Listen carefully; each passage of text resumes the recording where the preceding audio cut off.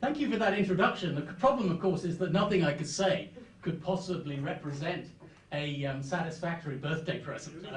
That, I think, is beyond the nature of academia, certainly within my competence, at least. I guess what I want to do is to look at many of the things that everyone is preoccupied by, particularly the idea that power is changing, new powers are emerging. Something is going on in the character of international relations, which raises many profound questions.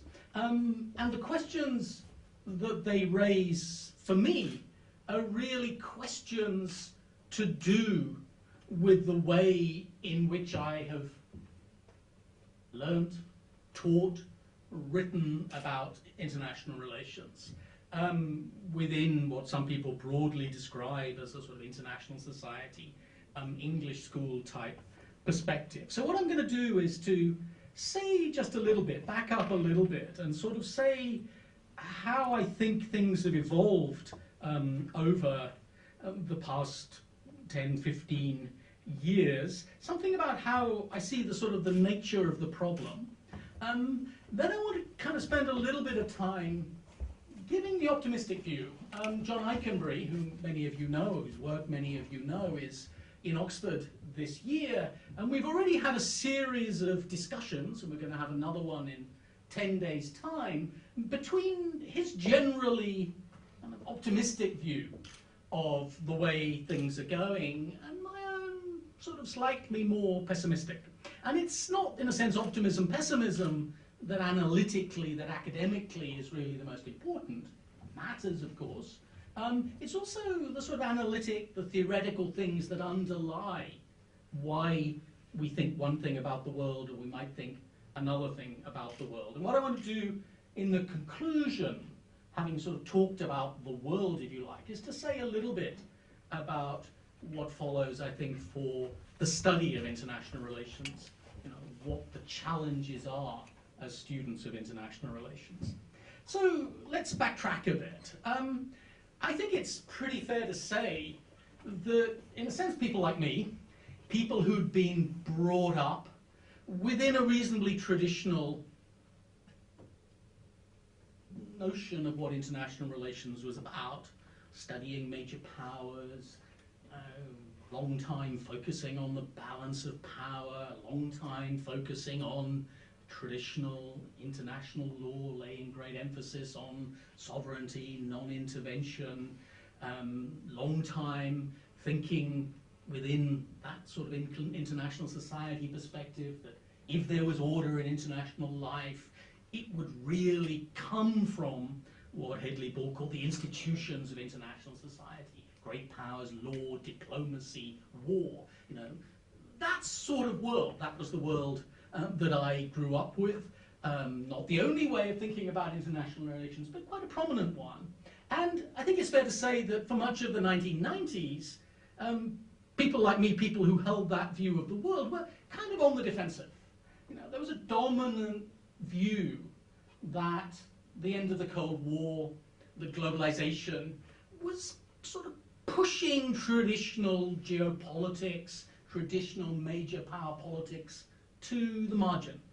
That instead of talking about kind of classic great power order, what was everyone talking about? They were talking about global governance, they were talking about the management of globalization, they were talking about all the different patterns of of institutionalization, some based on states, some what I call in global order, complex governance beyond the state. You know, this was very much where the analytic work was. And what sort of lay behind that? Well, certainly within Western academia, liberals had lots of good stories that they thought really worked and were really explaining what was going on. And one was a sort of institutionalist story. Didn't really matter where you came from. You might have been part of the old Third World. You might have been part of the Second World that had gone away. But globalization meant that all states faced a compelling interest in dealing with shared problems. Now, of course, institutionalists tell us lots of sophisticated things about how, when, and why institutions emerge, but the general logic is of a kind of institutionalism that is closely tied to globalization, and sooner or later is going to pull into its orbit all of the major states of the system. And of course, since we're talking about globalization, the same sorts of logics of interest will affect and be reflected in not just what states do, but also what private actors do. So there's kind of institutional logic. There's a kind of Kantian liberal logic, which has huge amounts of play, obviously, in the 1990s. The ideas that conquered the world, as one of the great books put it. A kind of systemic Kantian logic, that the power of the liberal system, of the liberal core, the ideas that animated it, the success that it seemed to embody, would shift and alter the old traditional logics of power. So Europe in microcosm. Europe successfully integrated a power, but not a power that repels, rather a power that attracts. Everyone wants to join. Similarly for the sort of John Eikenberry type view, the greater West that he describes. The power of attraction. Yes, there'll be rogues, there'll be rejectionists, there'll be those outside who don't like it, but the dominant logic is one of pulling in. So the metaphors of the 1990s, socialization, joining, internalization, the core, the outside being pulled in. Of course, other people as well from different theoretical views argued that this world was stable. They saw it rather differently. That brand of realism, of power politics, looked at the world and said, yes, there's all this stuff out there, but it's not out there for liberal reasons, it's out there because the United States and the West more generally is so powerful that no one is ever going to get close to challenging it again. So the traditional logics of power have been suspended indefinitely. And thirdly, lastly, there's a kind of neo-Marxist view of globalization that says the emerging elite bargains between the beneficiaries of globalization are a bit like the liberal, but obviously with a lot more distributional emphasis on distributional conflict, are knitting together. You know, the mega rich of the mega cities, the Gramscian elite pulling and holding this thing stable. So a kind of image of stability, an image that my world was really a world that belonged to history, to Westphalia, not really part of the 21st century. It hasn't turned out like that for a whole cluster of reasons, and I don't have time to go through them all. The revived power of nationalism in the core of the system, the return of concern with nuclear weapons, the centrality of balance of power politics, not just for the second-tier states in the system, but also, of course, for the United States, no more so than in this region, thinking about how and what it needs to do. Debate how adequate an explanation that is, but we can't, I think, deny that balance of power thinking seems to have returned a very much center stage. And behind all this, the shifting power. And here what seems to be crucial is, of course, shifting power that reflects the success of globalization. Adam Smith long ago predicted that one of the most important consequences of the 18th century we would call economic exchange, of commercial society, would be the eventual shift in power away from the European core. Others would participate and would gain. And of course, that's exactly what happened. Globalization didn't make the world flat. It shifted power from one group of states to another. So that brings the old world back. For some people, we need to think, again, much more strongly about major power relationships, even the possibility of major power conflict. India, China, China, US, Russia, US. If we don't hopefully have to think directly of major power conflict, we certainly need to think again about conflict over territory. We need to think again about resource conflict, scramble for Africa.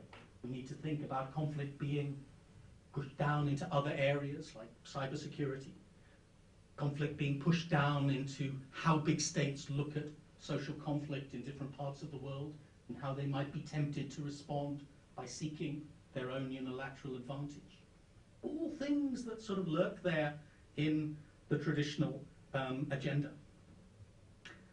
Just the recurrence of the old, the kind of classic realist type people who say, I told you, you know, you wait long enough, the wheel turns, we always go back to where we came from.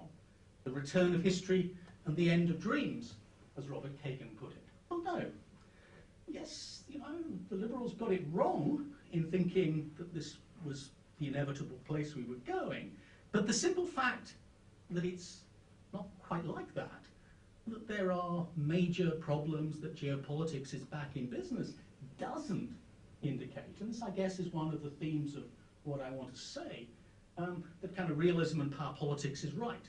Just because the world's a nasty place doesn't mean that the power politics people can give us a very good explanation of why it is a nasty place.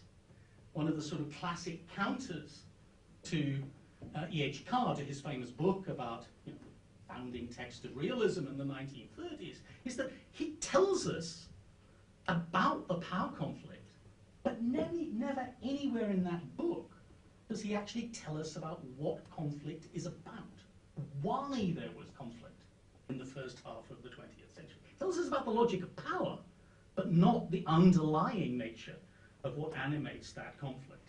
And if we think more in the near term, we think how we moved from this world of the Cold War, post-Cold War, to where we are now. We can't understand it by thinking of some kind of return to an eternal logic of conflict. That's just the way people are. That's just the way states are. We have to think historically about how we got here. International systems evolve, and they evolve, they have logics, they have consequences. One thing does lead after another. You don't have to be a kind of excessively Hegelian dialectician to understand that actions in response to one conjuncture, systemic conjuncture, can have implications for where we are. For me, where we are is very much influenced by where we were 30, 40 years ago at another conjuncture when Western hegemony was under challenge in the 1970s. Many, many similarities, more than I have time to mention, between then and now. Crisis at the core of the capitalist system, arguments that Western power is in decline, the rise of the emerging world, the rise of new issues, population, non-proliferation, environment, lots and lots of things going on in the 70s that are very resonant today. The important point is, how was the West and how was the United States able to respond? And it was able to respond essentially by reasserting its power, by a really pretty ferocious reassertion of hegemony on two dimensions. One, a new wave of liberalization, globalization, particularly in finance. Secondly, a new wave of intervention in the developing world. Both were great successes. Both arguably contributed directly to the victory in the Cold War, but both had unforeseen consequences. That wave of globalization provides the preconditions for the rising power of new powers, particularly in China. Meanwhile, that wave of interventions, particularly in Afghanistan and the Middle East, sows many of the seeds of the conflicts that so sap and limit Western and American power today. So if we look back, we have to tell a story of how we got here that doesn't just say, oh, power is what states do, what human nature is. We have to think how it's played out in more kind of concrete terms. Equally, we have to understand, I think very crucially, that where we are is not just returning to a system of power politics, but to a particular kind of system of power politics. My own sort of shorthand characterization is to say that we live in a system where traditional Westphalian problems, dilemmas, particularly to do with power transition, are indeed very evident, but that they take place within a context marked by strong post-Westphalian features. The centrality of globalization, the extent to which globalization comes home, even in the biggest of big societies. What does that mean? It means we can't, as in old-style power politics, just negotiate about what happens at frontiers. Let's have a little bit of arms control, let's have a few spheres of influence, and then we'll kind of live with each other, all be happy. What globalization means is that whatever happens domestically will affect what happens systemically, particularly in big and fundamental countries. And incidentally, that means that when we're talking about who are the big powers, we shouldn't just think who has high scores on some metric of power. Of course, it matters how big your economy is, how big your military is, and so on. But the idea that we can play a game of who's up, who's down, just by looking at scores and measures of power is illusory. And for all sorts of reasons to do with the complexity of power, but including because of the extent to which big societies matter in an era of globalization, precisely because of their size and complexity. Whether they're doing well, rising China, or indeed whether they're suffering from acute, potentially serious domestic problems. Because big, serious domestic problems in big core countries are a problem for everyone. So globalization changes things. It brings the outside home. Second post-Westphalian characteristic is, I think, changing notions of political legitimacy, tied to another very important feature, which is that there are many kinds of power diffusion going on. The one that international relations talks about over and over again is the power moving from this group of states to that group of states. Here's the hegemon, the United States. Here is rising China, India shining, Brazil's moment, this kind of story. That's one story. It's an important story. But it's not the only one, because the other sort of power diffusion, for which there's a lot of historical evidence, is a broader, longer-term diffusion of power connected to the capacity of groups and individuals to mobilize socially. Obviously, new media, information, globalization itself playing into that, but not, I think, solely responsible for it. We see it, of course, if the rising China story is one part of our power diffusing picture, the Arab Spring story is, of course, another. So the world doesn't look quite as nice as many liberals or even many sort of Marxists and realists in their own different way thought about the stability of the post-Cold War world. There are still those, though, who think, well, yeah, but not really so much of a problem. We don't really need to worry. Why not? Well, I think there's three things that run through the one slightly more optimistic gloss. They all kind of reflect a kind of maybe the next generation of sort of liberal thinking. Well, we know it wasn't quite like we thought it might be, but we still think that we have answers and reasons for believing that something is different this time around. We'll buy into the picture. Rise and fall of great powers. We've all read our Paul Kennedy. We know that's how it was. But we think today is different. Well, why might it be different? First reason, this is sort of core John Eichenberg. Well, this Greater West thing is still there. It's proved remarkably resilient. And unlike previous power structures, empires, previous power political orders, it's much harder to dislodge and it's much easier to join than previous dominant orders. So the incentive structure for countries around, countries rising, is different now. You can, for example, on this view, achieve voice other than by building aircraft carriers and getting big armies. The Western liberal order, so this view says, is more open.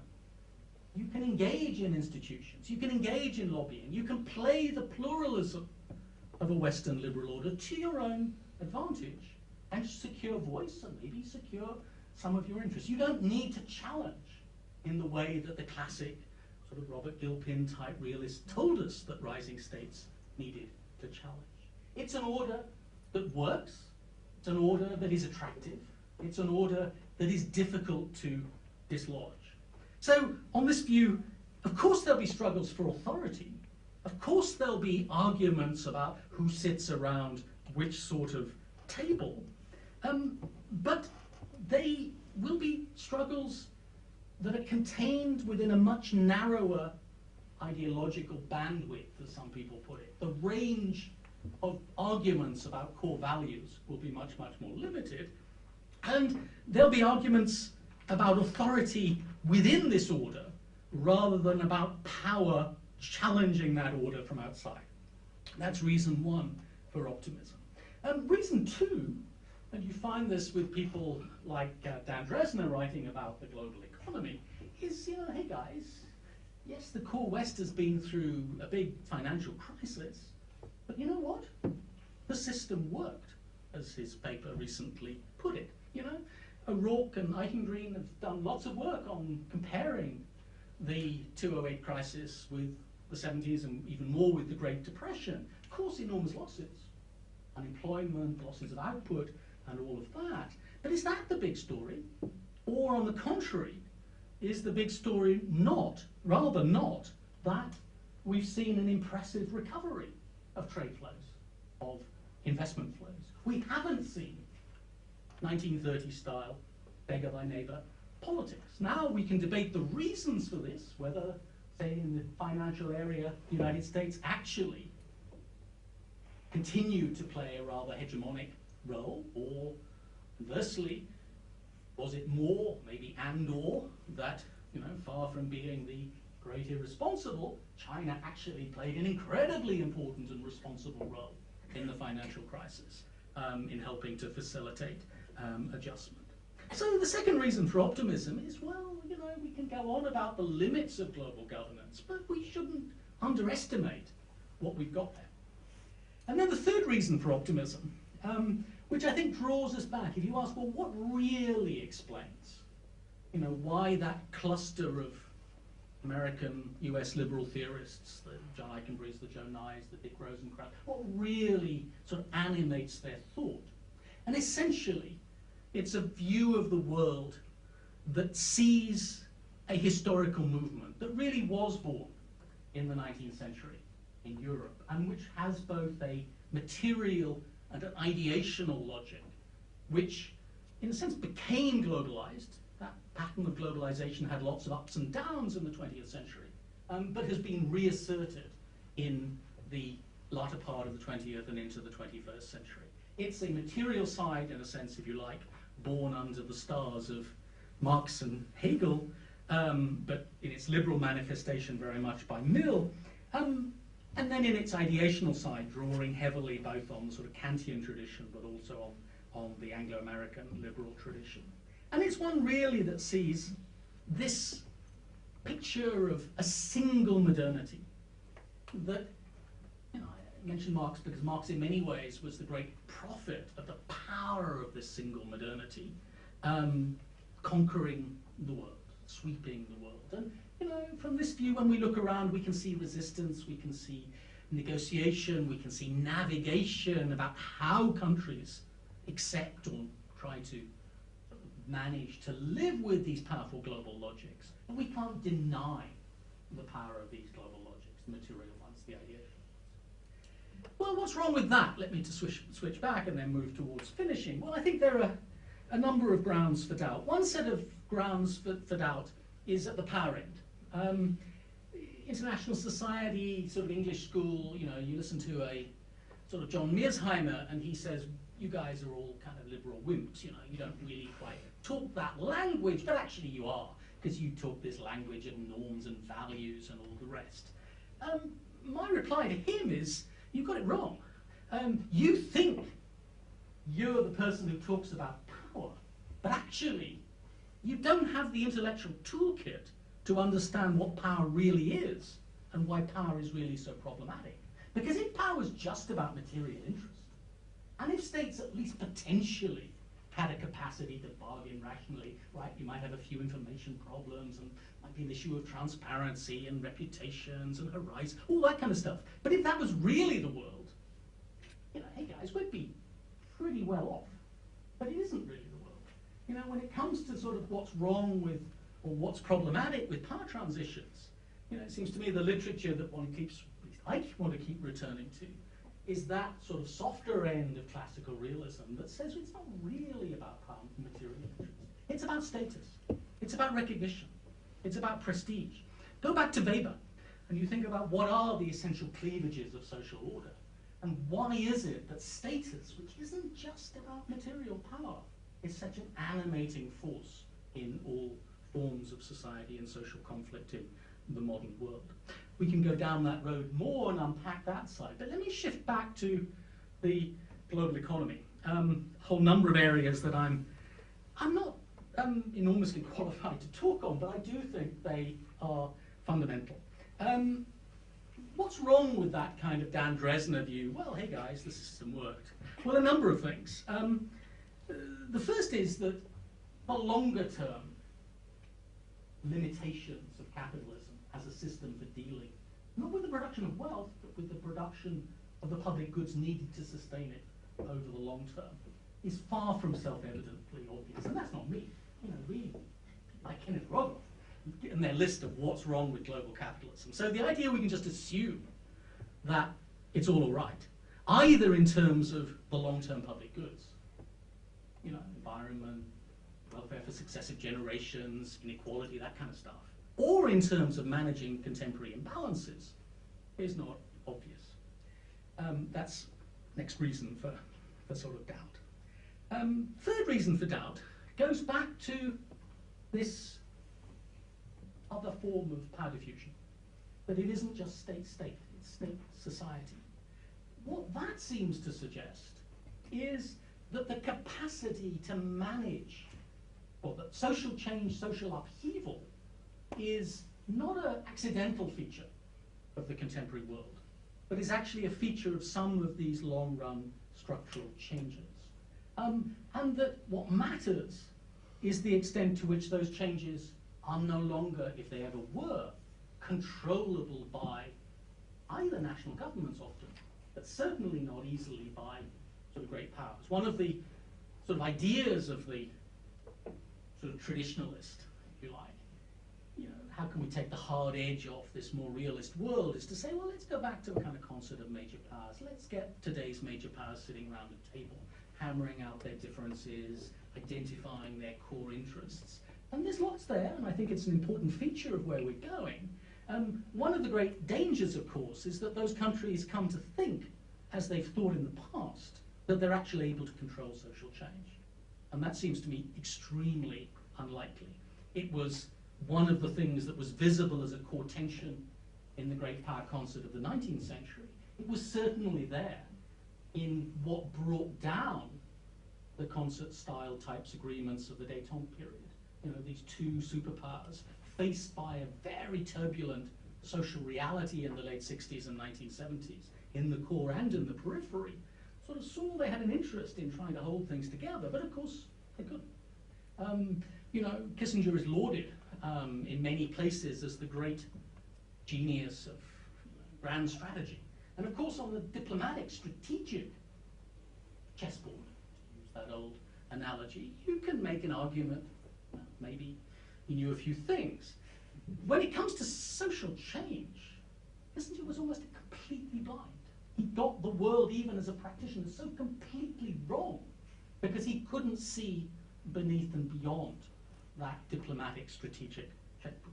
And then my last reason for sort of being a little bit more gloomy has to do not just with, in a sense, the sort of macro picture of stability, non-stability of the global economy, but with some of the more specific consequences of who's been gaining and who's been losing out of globalization.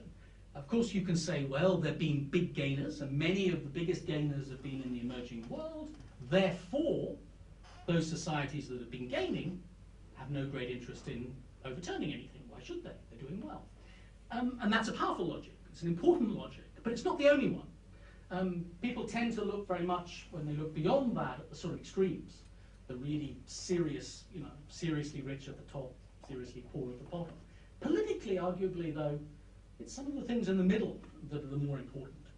Some of the greatest losers have been people in what in English terms one would call the lower middle class, those people who had benefited, whose lives had been made stable by the mid-20th century compacts around the welfare state, that seemingly had a world opened up to them by Thatcherism, by liberalisation, but actually who have become incredibly vulnerable. Very, very susceptible to nationalism, to xenophobia, to populist politics. We look in the emerging world, we see about 400 million people, 200 in China, 200 in other places, misleadingly called the new middle class. People who have risen out of extreme poverty, but who are now more mobilized to make demands against states, many of which are not able to meet them, that have moved out of poverty into the market, certainly gaining, but still very, very vulnerable to what a globalized market might throw at them. Again, we think in political terms, that's a group of people which does not make, if it plays in with the logics of democracy, the logics of geopolitics, makes a potentially dangerous combination. So to finish up, what does that tell us about thinking about international relations? Well, to me, it means that international relations, at least in this conjuncture and in this phase, has to think beyond its sort of traditionally narrow concern with, in a sense, formal structure of interstate relations. We one side of academic international relations constantly want to say, we've got something different and special that we bring to the table that the economist doesn't, that the lawyer doesn't, that the geographer doesn't. And that's very important.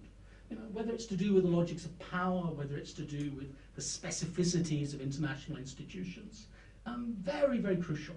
But the idea that we can understand international order just in that way, without thinking about how geopolitical power interacts with globalization, with what is still a unstable, or at least dynamic, unstable capitalist order, is, I think, illusory. And here, I would look back not to the 1970s, but to the 1940s. International relations people read Carr endlessly, and they read the 20 Years' Crisis. You read instead the conditions of peace.